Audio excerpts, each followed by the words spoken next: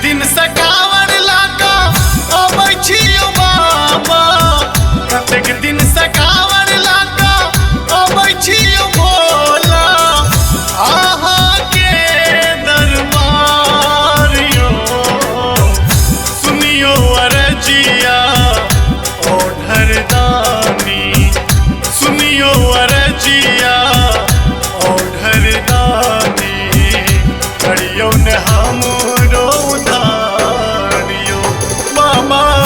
करियो न हमरो उधारियो।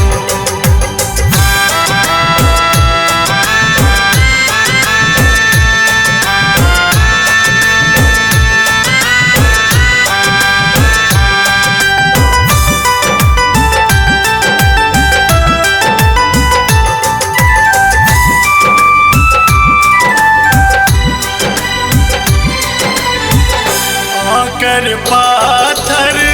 गोर में करइए, आँख से झर झर नोर बहइए,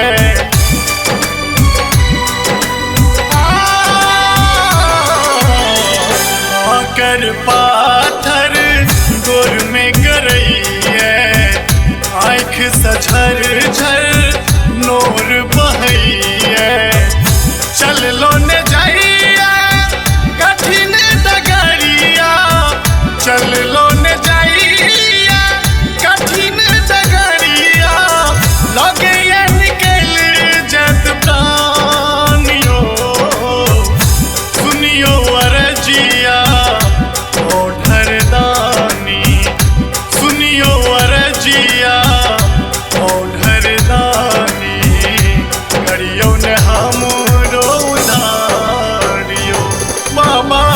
करियो न हमरो उधारियो।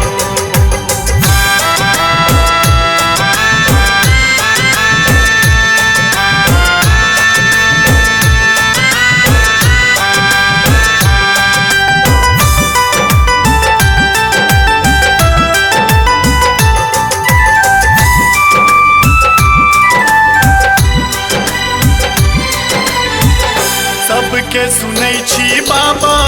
दुख परेशानी, अहाँ के पूजै तो हम दिन रात कानी,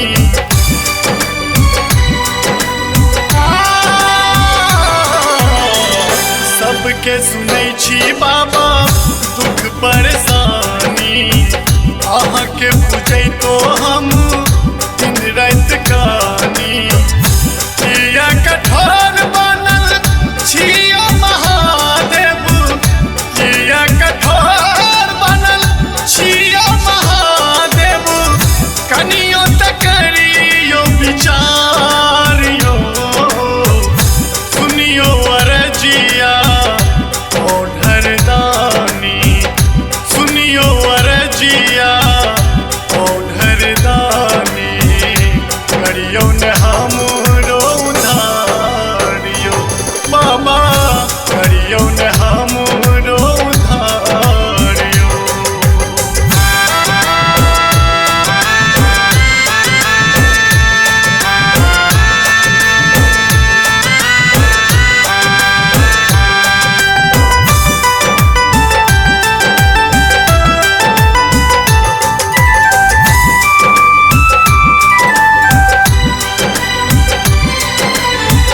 संजय सुमन के